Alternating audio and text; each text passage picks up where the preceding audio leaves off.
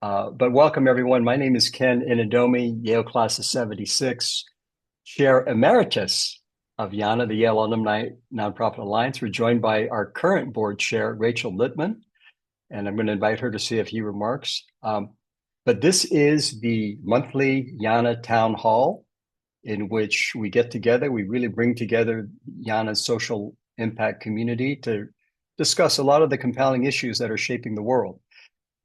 Tonight, we've got two really powerful women, dynamic women who are doing a lot of, who are two change makers. Maria Torres Springer, former deputy mayor of New York City, former housing commissioner of New York, and now the current head of the Charles Revson Foundation, who will be in conversation with Lisa Sun, another Yale alum who is the author of the best-selling book, Gravitas, the 8 Strengths That Redefine Confidence. And it's going to be a wonderful conversation. But before we get to our guests, just a minute to talk about YANA, the Yale Alumni Nonprofit Alliance.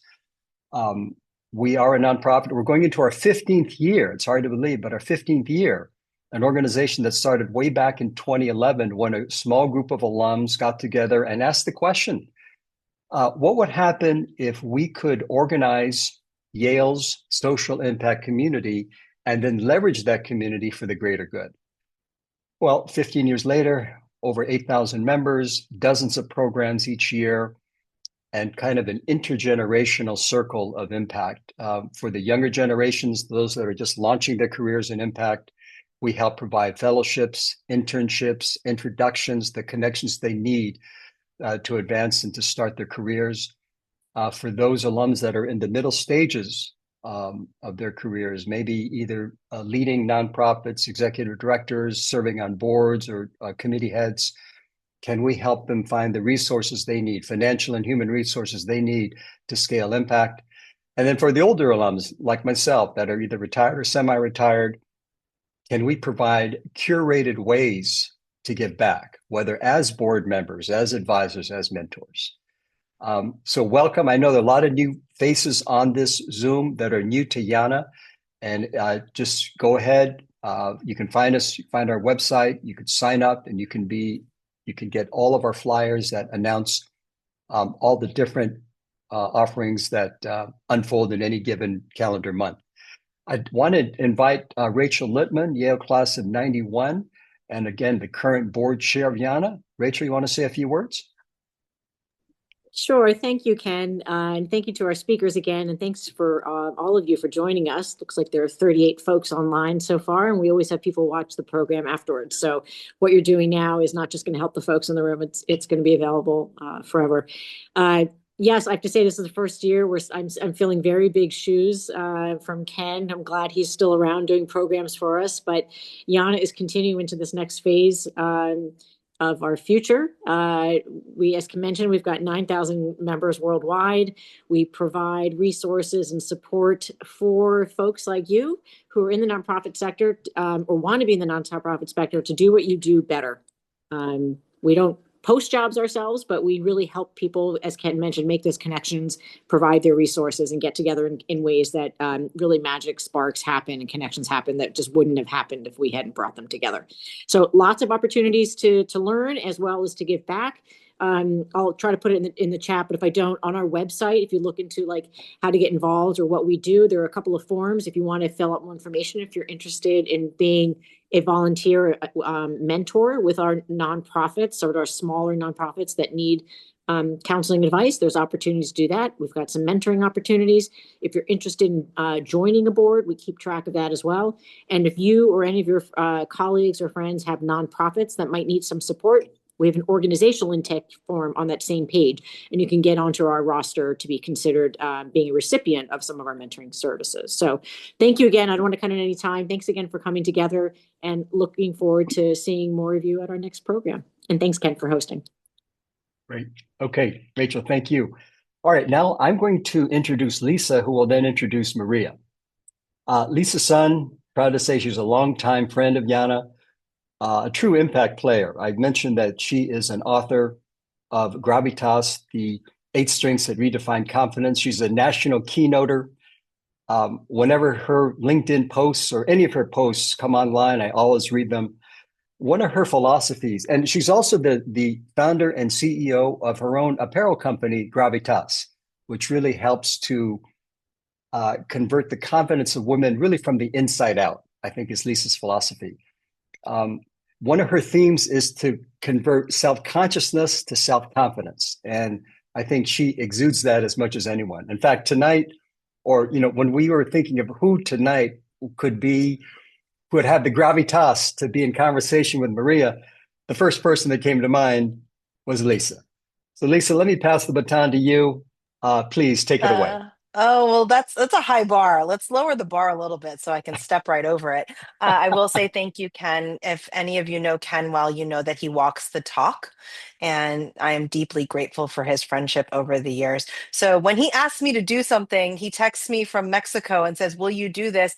I pretty much said yes immediately, Ken. I said, "I don't know what it is or how long it'll take or what prep's required, but yes, I will do that." And as I was prepping for this session, I went through my email account because Maria and I did a prep call. I was like, wow, she looks so familiar. And wouldn't you know it, in 2015, when she was the head of the NYC EDC, she was the president and CEO, I has been part of a fashion working group that the deputy mayor at the time had asked me to be on. And so, as my mom likes to say, it's not the world small, it's bougie small. And that means New York City is super small. So, of course, we've crossed paths because she's spent her life dedicated to being at the intersection of public trust, policy, execution.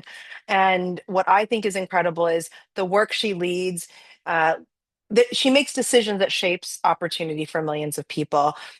She most recently was deputy mayor of New York City. Prior to that, she was deputy mayor for economic and workforce development, the commissioner of New York City Department of Small Business Services. Thank you so much. As a small business owner, I'm grateful for that. President and CEO of NYC EDC and the commissioner for New York City Housing Preservation Development. She's now taken that public sector experience into the philanthropic world as the president of the Charles H. Revson Foundation. And tonight, I would love to explore your leadership story, Maria. Thank you for being here. And specifically dive deep into lessons across your civic and philanthropic experience. So if you want to just put a little clappy emoji on your on your Zoom, please do. So Maria, welcome and thank you for your time tonight. Thank you so much. I am so happy to be in conversation with you. And I was looking at the names too of who's in this room, and there are some former colleagues. I think there are a couple of former classmates, and so this is fantastic. Thank you to Yana for inviting me here tonight. And I wish we were in person, but next time we shall do this in person. And Ken already gave us an IOU for drinks and dinner. So I'm gonna, as an Asian woman, I'm cashing that in. I have held on to that IOU. I put it in a notes file. Well, tonight I really wanted to cover four areas just so everyone knows how we've structured this conversation. And then we're going to do a quick fire round at the end. The first area is going to be your life story. The second, we're going to talk about City Hall. The third, we're going to have to talk about philanthropy. And then the fourth is I just have, as you know, in our prep call, I just have some fun questions around you getting to have a soapbox and the future of civic leadership. And so the first part, one of my favorite phrases is your life story is your leadership story. And I truly love the idea of there are certain life experiences that shaped who you are and how you lead today. Would you mind sharing a few of those life stories? Of course. So my life follows the early life, the classic beats of the American immigrant story. And my parents immigrated to the US from the Philippines a year before I was born. They worked multiple jobs, still struggled to make ends meet, but in many ways, of course, growing up in a working class immigrant family for me shaped everything. And we did not talk about economic development or use terms like housing security or housing stability, but I lived it. And Mm, we all felt what it was like. We didn't learn this from policy documents, but understood every day and acutely what it felt like if government opened doors or if it mm, shut them. We understood the impact of policy decisions on our rent, on the schools we could attend, on the safety that we felt, and most importantly, our sense of opportunity. And so I have tried to craft a career. I've had many opportunities that I just feel so grateful for in an attempt to build the type of place that my parents deserved and that my family deserved. That, of course, was made possible because of what truly was a life-changing experience of going to Yale. Hmm. I, like many, the type of, it was not even in the potential solution set when I was in high school. And, I was class of 99, and I'm not sure if we had computers or if I just hand wrote my application, but whatever it was, I attended, and it was an extraordinary, transformative experience that opened doors, but also just opened a sense of opportunity for what I could do with my life. There have been many moments since then, Lisa, professionally, that have been really important to me. And I've had the fortune of working across three administrations and serving on the current mayor's transition committee. But these are through all of the ups and downs of New York City's story after 9/11, through the Great Mm. Recession, after Hurricane Sandy, after the pandemic. And so these were all moments that shaped who I was as a New Yorker, but also who I was as a leader. And if Mm. there's something that each of those experiences, both positive and heartbreaking, because some of these events, of course, were tragic, really helped me to understand and deepen. It's just this city's incredible and unmatched capacity to reinvent itself. And so I've become, therefore, as a leader, a pathological optimist about what is possible in this city. I love that. Well, first of all, I now know why Ken paired us together because, again, immigrant daughter, worked in my parents' all you can eat Mongolian barbecue. Yale changed my life. In fact, by the way, I often tell, I get all of my investors interns as summer interns, and they're all, very privileged kids, and they all want to go to Yale or Princeton. And oftentimes I tell them, I'm like, your dad will make 3 phone calls. You'll have any job you want. Yale changed my life. I don't want you to take a seat away from someone who looked like me having Yale change my life. Your life is going to be great no matter what. And so I listen to your story and I think about the deep amount of empathy you have in terms of opportunity creation and how that is a through line in your story. And I love that you're an optimist. I'm happy you're an optimist. I was hoping that was the case because we can't have people in your roles be jaded by the system. I'd like to double click on your post Yale years.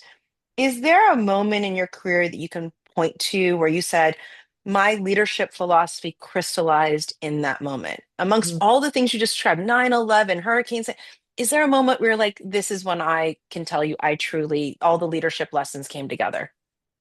There's when the most important moments were when I took my first leap of faith in being Mm. a leader in a very visible way. And then there was an initiative that we worked on. It's actually fairly recent where it all kind of came together. So that first moment was when I was appointed to my first agency job. To become commissioner of the Department of Small Business Services. I had worked in government already for 7 years in the Bloomberg administration, but this was the first major appointment, a very big management job, and that would have been hard enough. But I was also, when they asked me to join the administration, it felt like I was 10 and a half months pregnant. And Mm. and so the choice at the time was not just a choice about my professional aspirations, but it was also about personal decision making. And so that was an important one. And I obviously made the decision to do it despite what I knew was going to be a pretty harrowing year. I mean, I remember I testified in front of the New York City Council on the budget of an agency, and I hadn't started yet. I was Mm, going to start like 2 weeks later, technically. But I think it goes back to your original question. Growing up in an immigrant family, it's like there are no excuses.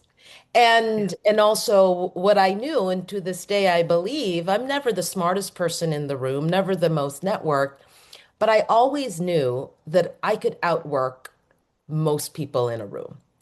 And mm, it took time to then shed that feeling of always needing to be 200% prepared, because that in and of itself can be kind of oppressive. But that was how I was trained and how I felt confident in the decisions that I made. You fast forward almost 15 years later, I'm very proud of the work that we did in the Adams administration to overhaul zoning.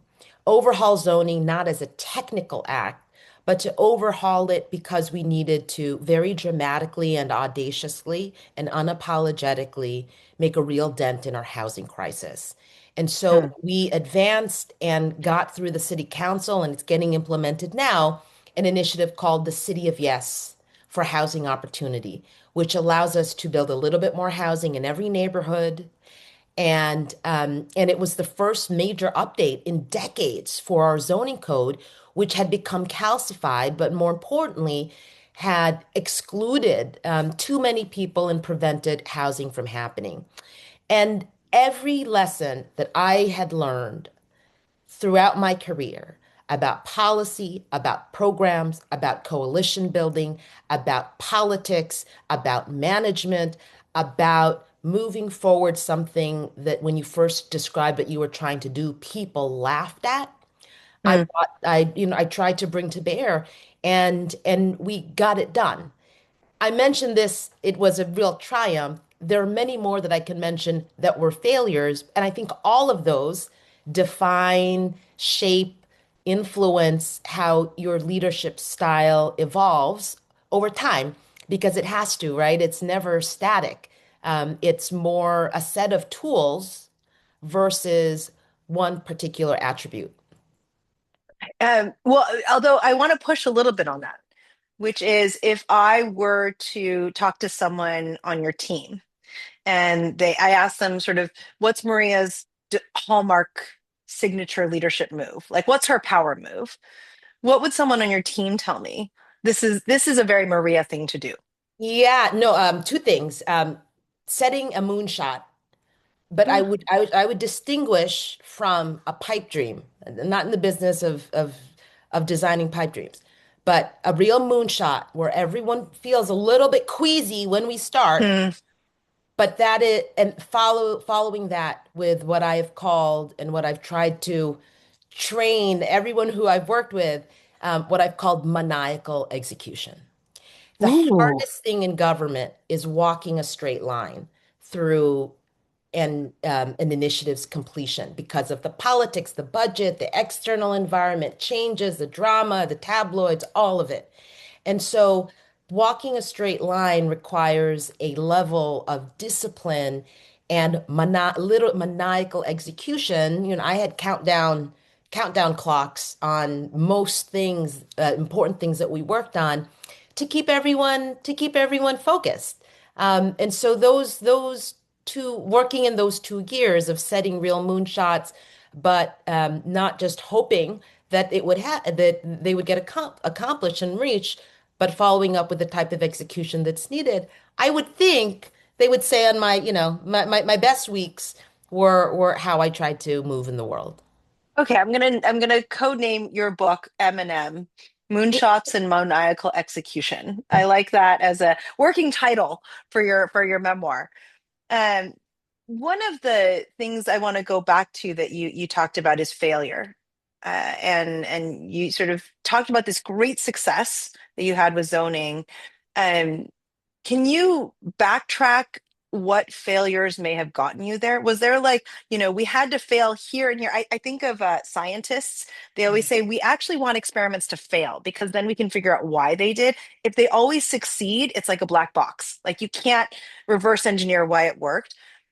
in if you can use this example or any other one where it's like, okay, we wouldn't have gotten to City of Yes without having failed two times before.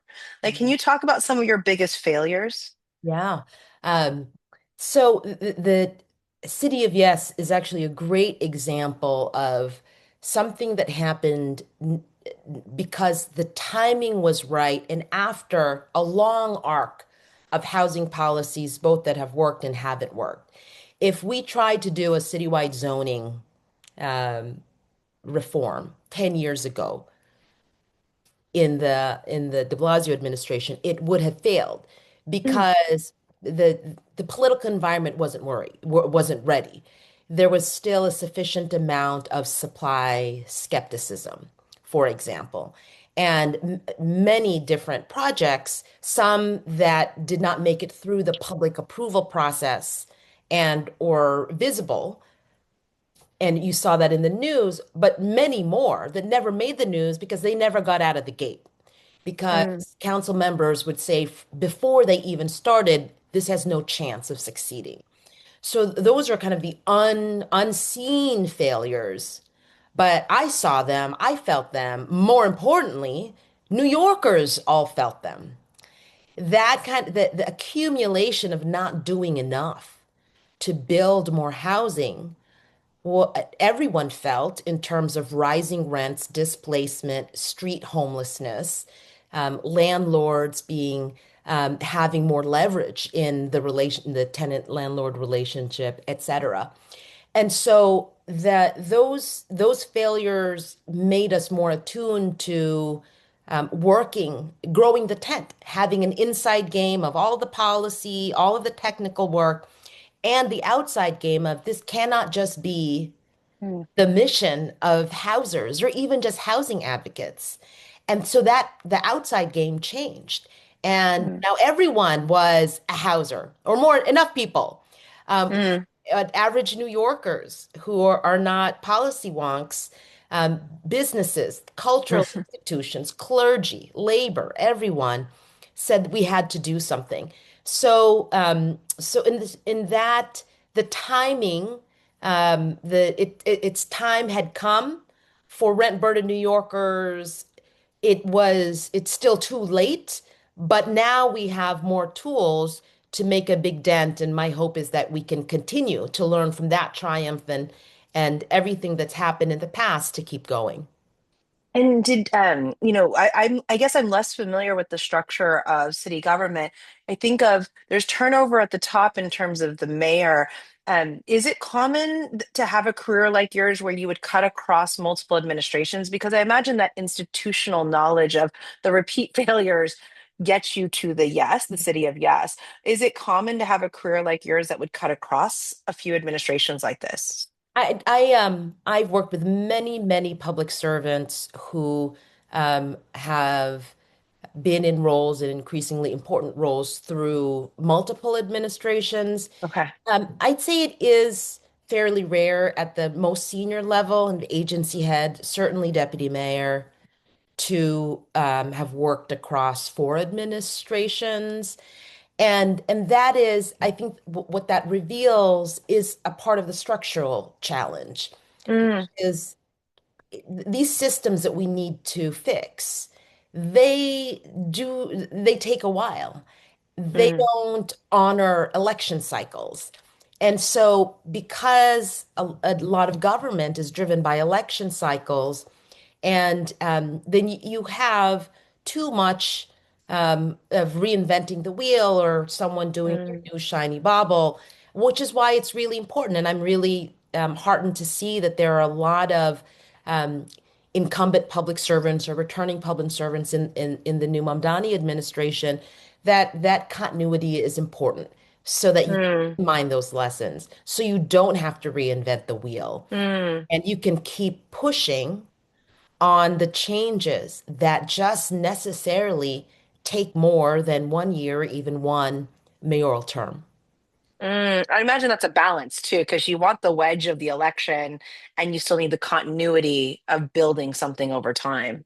Yeah, Interesting. it's true. It's true. It's always a matter of working in different gears at the same time. So this new administration, for instance, in these first few months, they are running a government, building a government, and changing a government all at once. Mm. And so there's always tension there. But I think for the most part, it's a healthy evolution that happens. Do you see the composition of the city in terms of demography and the richness and texture of how diverse it is being reflected in the folks that are running the government? More and more so, more and more. Okay. The Adams and I've had the wild fortune, De Blasio, Adams, and Mamdani administration. It has been a very diverse set of um, agency heads and senior staff, and that it's incredibly critical, and it's one of those things where once it starts happening and Mm, you see people in these roles, then it becomes um, then it becomes more normalized. And mm, it obviously it breaks my heart when the attacks on diversity, equity, and inclusion these days kind of undermine question that not progress, but that necessity. Because mm, if we don't see, if our policymakers don't represent the communities that they serve, then the risk, therefore, is that policies happen to communities versus they're shaped by them. And that mhm. always the goal. Well, and I that was kind of an on the nose question because I did vote for Mondani and I was very heartened to see an all female transition team of which you were a co-leader. So that was a little bit on the nose of a question. Now, I want to double click on the first deputy mayor of New York City. For those of us who are New Yorkers, we understand that role. But for those of us who aren't New Yorkers, can you give a sense of the scope of that role? Because it's a pretty big job, just to give folks an understanding of how big that job is. Of course. So it's not identical in each administration. They all get designed, crafted a little bit differently with slightly different portfolios, but for the most part, you're essentially the second in command after the mayor of New York as first deputy mayor, and you have budgetary and strategic oversight. It is about $110 billion city budget. It is a 300,000 workforce. There are dozens of agencies, hundreds of boards and commissions, and it's about the day-to-day operations of the agencies that are responsible for extraordinary things, like a billion tons of water supplied on any given day, tens of thousands of trees and roadways maintained, the snow that's been picked up, right? So.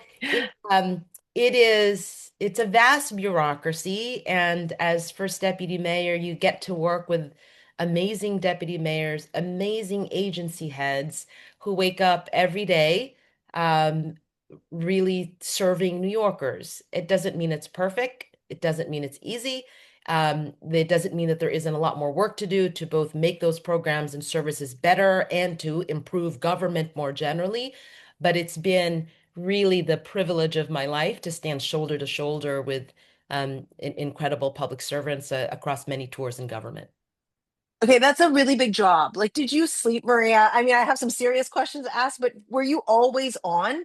Because the city of New York, I mean, you're number two in command.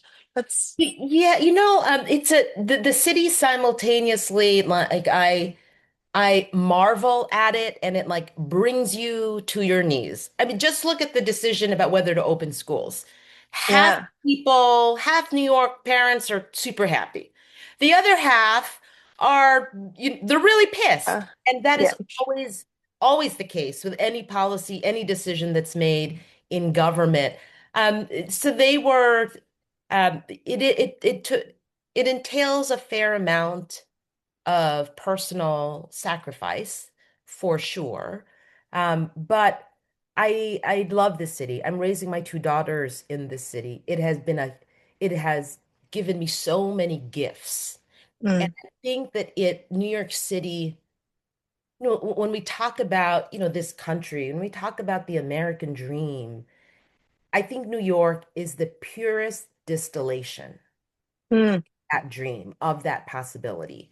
And so the part that I've been able to, small part I've been able to play over the course of the last couple of decades to um, to ensure that we stay faithful to that trademark, it's just been the privilege of my life. But yes, I sleep more now. I sleep now. I get to enjoy the city without immediately thinking, oh, that needs to get fixed. I need to call this person. So there's joy in that. And it's always amazing and inspiring and the right thing to make way for new leaders. That's the So, thing that I have come to really just appreciate. so let's imagine we're writing your memoir, and we've got to the first deputy mayor chapter. What are some lessons that you are going to incorporate in your memoir? Where you're going to be like, these are the three things I learned when I was first deputy mayor, or maybe it's one thing. I'm curious what you remember looking back now. There are so many lessons. Number one, I think it's Newton's first law of motion, the second part of Newton's first law of motion, that an object set in motion stays in motion. Mm. It does not apply in government. It applies everywhere else in the known universe. It doesn't apply in government. And what I mean by that is you can have the best press release, the best plans, the best moonshot. But if you don't keep pushing, if you don't keep Mm. driving forward, progress stalls in government. And Mm. hence what I talked about earlier about the need for maniacal execution. The second Mm. thing is because of the timing, the political cycles, the depth of the issues and the complexity, you're operating in two gears at the same time. And my former boss and mentor, Deputy Mayor Dan Doctoroff, taught me this, and and it has been true every day in city government, that you simultaneously need an acute Mm. about what you are doing and uncommon patience.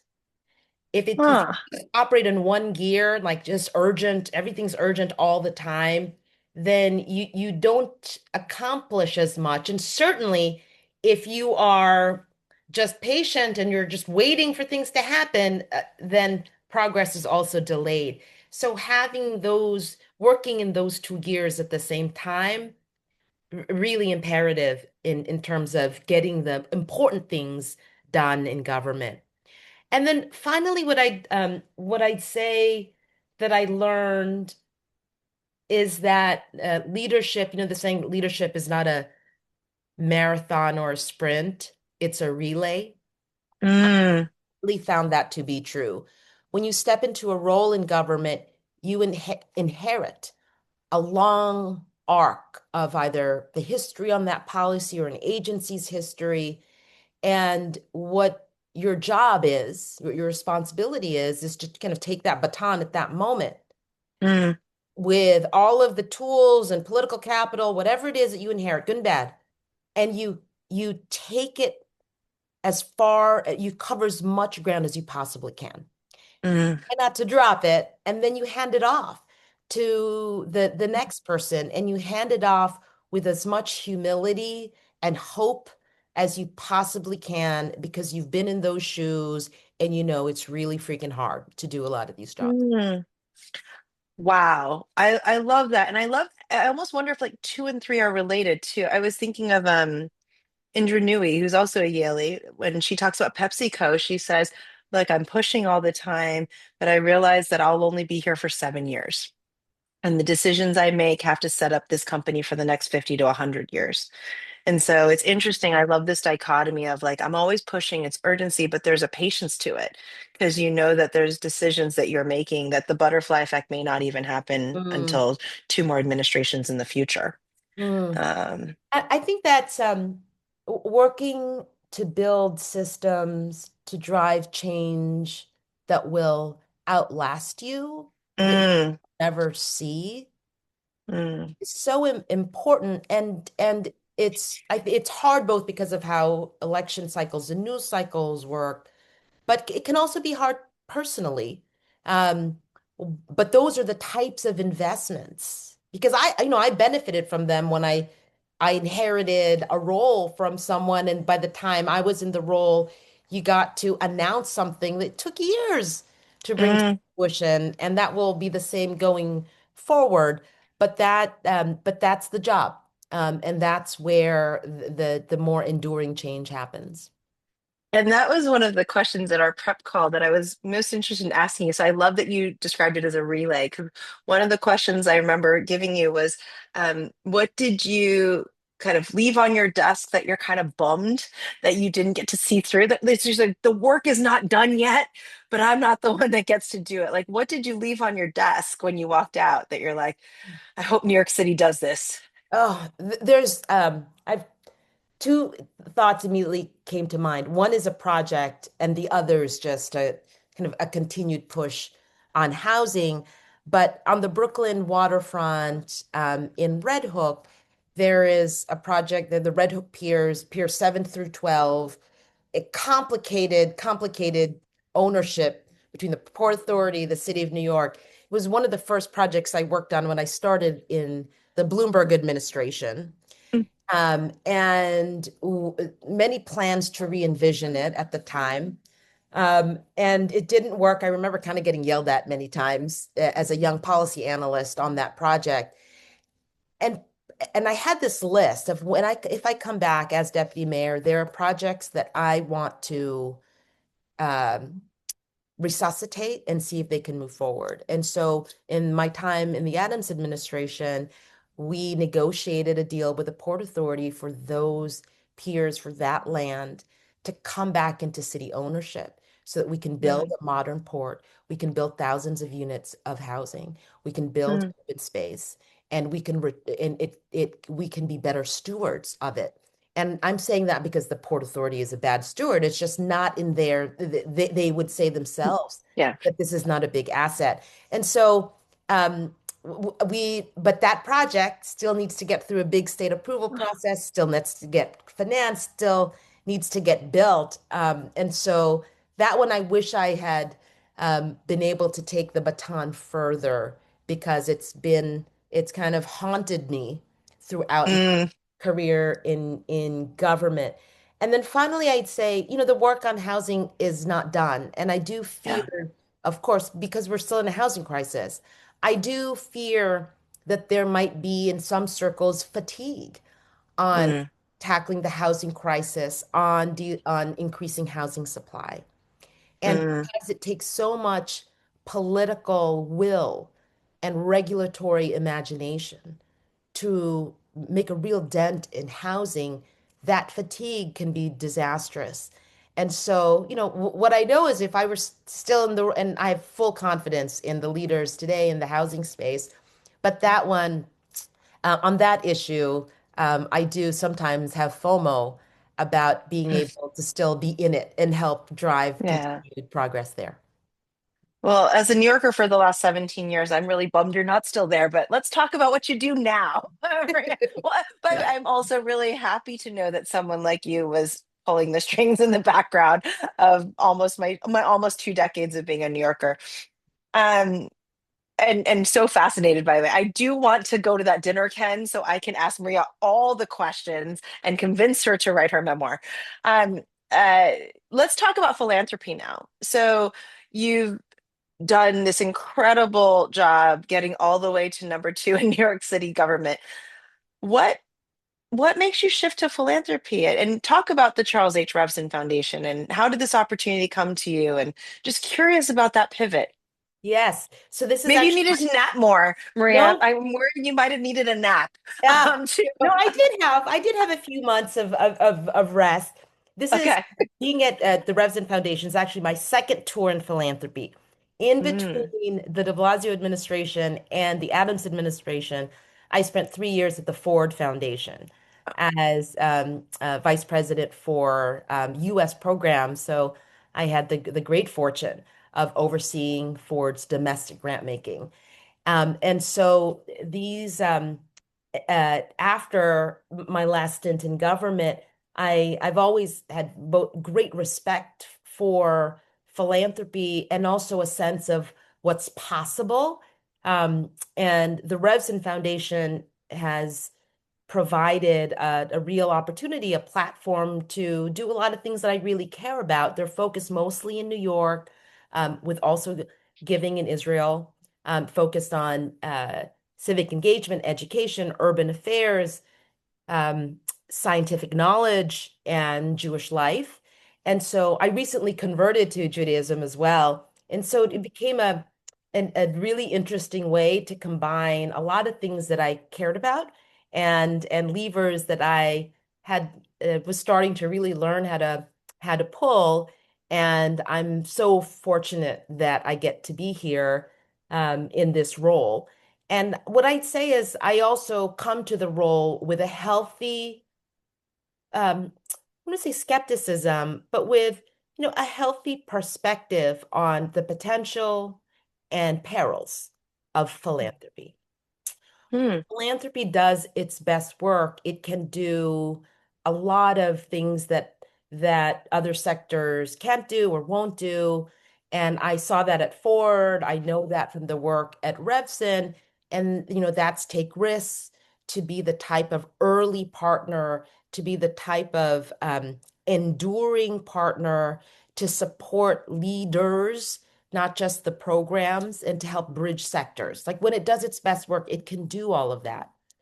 And philanthropy, of course, it's imperfect, right? I mean, it is an ecosystem, a set of organizations that in many ways were built because from the same systems that have created so much inequality across the country and globally.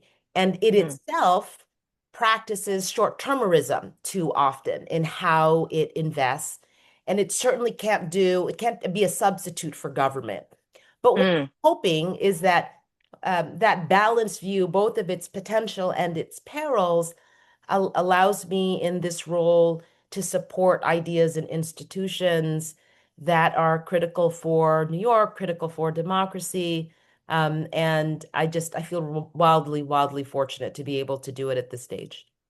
Can you point to an example where, and it doesn't have to be the Revson Foundation specifically, but where a foundation or a nonprofit was uniquely positioned to do something that government couldn't do, but needed to do, or that needed to be done in general? Yeah. Right. So I'll give you one example. When I was at the Ford Foundation, Um, we were at the time we were funding a number of different groups across, policy domains and across the country. And this was right after the shootings in the Atlanta area of Mm. Asian women, right? And there was Hmm. a spike in in API hate and violence. And very, very quickly, what we were able to do was not only deploy funding from Ford, but to also align funding from other philanthropic organizations Hmm. to quickly support the groups who were supporting API communities, groups Mm. that were really thinking about what does it mean to stop API hate and make those investments. Now, government does a lot and has to continue to do a lot, of course, in the area of enforcement and keeping people safe. But it's an altogether, it's a different set of investments for the groups who are on the ground, the trusted organizations. Sometimes government can't do that. Often it takes too long. Mm. So that's one area I was really happy to be part of that at such a difficult time. But you'll see countless examples. Its superpower, its comparative advantage, philanthropy is its patience, or its ability to be patient.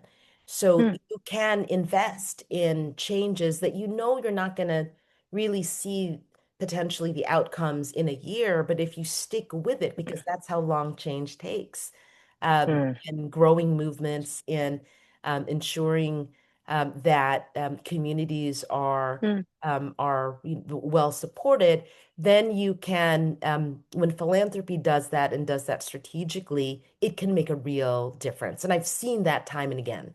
Um, and so that's what gives me mm, hope in this space, even if it's very different from government, and how it can work across sectors and, build bridges to really do um, really flex its unique superpower. mm. And it sounds like just from the example you shared, because so I love the idea of long-term investment, patience. At the flip side, the example you shared was there was a responsiveness and a speed, which is not what I traditionally associate with philanthropy. So I'm heartened to hear that you can bring your skills that you talked about earlier around urgency and patience, and you still have that flexibility to be responsive when something happens. Is that fair? Because that Yeah, seems different than what I would think of foundations yeah, as doing. no, it's interesting. I mean, sometimes it's talked about as a little bit of a binary. Are you uh as responsive as you can be to a crisis today, or are you strategic and you stick with it in the long term? And I don't think of them really as binaries. There is a tension, Mm, but being able to do both is is important. With, for example, all of the federal threats on any number of issues, on any number of organizations, it's important that government and philanthropy step up and support mm, these organizations right now. mm, But it's also critical that for a certain number of issues and organizations that you're the type of partner that can be patient, so that mm, that you're not, through your decisions, distorting what these great organizations might do in any given year, because that's where the influence of philanthropy can mm. I think can be negative. Got it. Well, I want to end this by looking to the future because it's just so cool to hear all the incredible things you've done and what you're doing now. And I'd love to hear your take on, and we talked about this earlier. I'm like super excited about how we've got this young, highly visible group of incredible civic leaders popping up across the country, whether it's, and not talking to your politics, not about your political affiliation, but just like Michelle Wu in Boston, Mondani, the mayor of Baltimore. There's like this incredible energy happening, I think. And I'm trying to stay optimistic the way you are. Uh, why do you think this is happening? It's a great question. I too am optimistic about it. And I'm particularly optimistic about it because, as we all know, I'm sorry, these are this is the beautiful sounds of New York with the alarms. Um, but that are there it feels nowadays that our democracy can feel kind of fragile, right? And Yes. it's easy to focus on that because of just what we read constantly. But there are and have been extraordinary examples of of progress, of action, and of people coming into power across the country. And I think that's fantastic. I mean, democracy depends on that type of participation. That type of participation, if it's diverse, um, and it represents communities, results in extraordinary outcomes for those communities.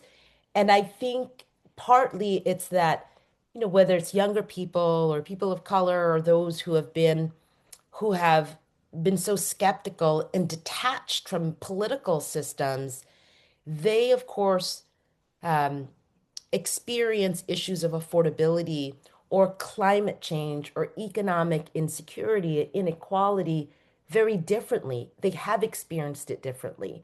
And so that we are seeing more and more um, individuals who have been detached from these systems. Mm, I want to lead yeah. them. I want to participate. I think is a good thing, and I'd like to continue to see it both on the policy side. So I'm a I'm a bureaucrat. I'm a public servant. Have never run for political office, but I'd like to see it both on the policy side and also in terms of elected office. And in Yeah. many places where these decisions happen, because I think we need to level new solutions to Well, and longstanding challenges. I wonder if, it doesn't matter your politics at the national level, but there's a lot of disillusionment and noise at the national level. And so I wonder if there's also a lot of people who are saying, at least in my local community, at least in my city, my vote matters in terms of the changes I want to see and has a direct impact on the life I'm leading day to day, right? And the voter turnout we saw in New York City was unbelievable, and I think that just meant that people are like, no matter what's happening at the rest of the world and the rest of the country, this is still my city. And I can make choices that influence my day to day life, which I kind of love that Mondani did that. One of my so I spent 12 years at McKinsey and Company, and one of my old bosses created the nonprofit practice. And she said to me on our catch-up call a month ago, she said, I want more Ivy League people to go into nonprofit and civic work. Like she said, we have a talent void there. And if I could just convince people not to go to, I mean, it's ironic coming from my old boss at McKinsey, right? If I could just get people to not choose consulting and banking and come and work in nonprofit or philanthropy or whatnot, it would actually change the game. And if we could attract that level of talent. How do you see the role of alumni-driven communities like Yana in strengthening that social ecosystem? Like, how do we get that talent to come to where you are and what you're doing? Or how would you have attracted them into city government? Yeah, I would beg to differ with your former boss. I think there's extraordinary talent in the civic sector. Okay. All right. think I think what there could be more of, frankly, is porousness. But Mm, so many of our challenges cannot be solved by any one sector, whether it's private, government, academia, mm, philanthropy, nonprofits. And so these issues are necessarily cross-sector. And in that vein, I think that networks, organizations like Yana are not just professional networks, but if you think they're trust networks, right? And so if you believe that they're trust networks, then there's a huge, huge opportunity to ensure that type of porousness or collaboration. And that shows up mm, not just in making in brokering, introductions for internships or potential opportunities, but you could help build, everyone here could help build board pipelines. You can help not just design, but implement those multi-sector partnerships that can be, pretty difficult to implement. And so I think there's a lot in that space that alumni networks can, if you view yourself mm. as civic infrastructure.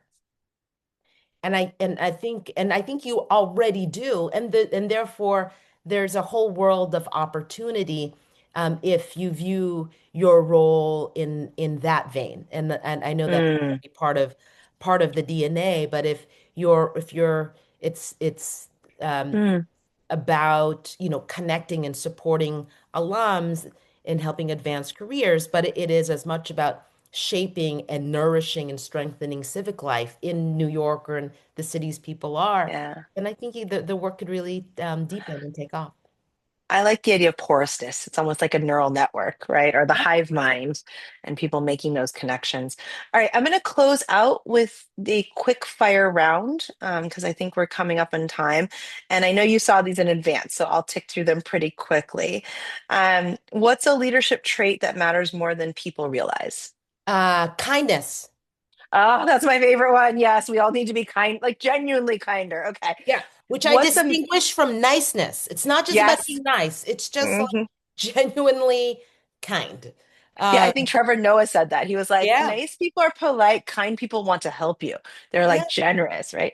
Okay. What's a misconception about government? That it is and that people who work in it are like inherently inefficient. I think the Oh. systems are strained and too many systems are frail or are broken. The people within them are extraordinary. And so if we fix the systems, I think we get better delivery, better service for constituents. I think you are living proof of that, by the way, that there's nothing inefficient about you, Maria. What's a book that shaped you? I am a big believer. I was a little bit of a groupie of Heifetz and adaptive leadership. Uh, Oh, okay. and so leadership on the line, leadership without easy answers, all of that literature and theory is about the work of leadership being adaptive and not just technical work. And it's really shaped how I've operated in across I different. love that.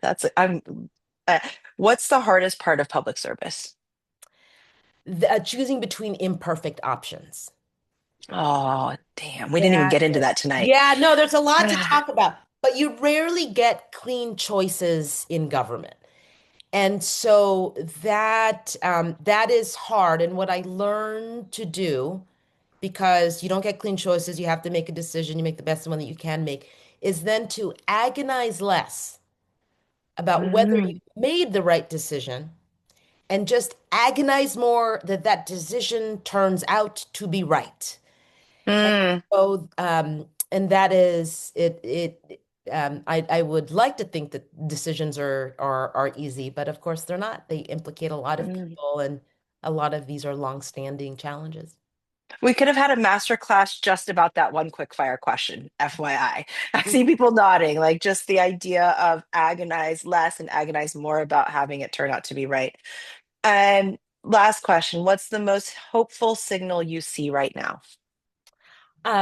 That despite all that is hard, this, at least for New York, and I think it's true in other places as well, in a lot of cities, the civil society here and how it works with business, how it works with academia and government, the density and the talent and brilliance and energy of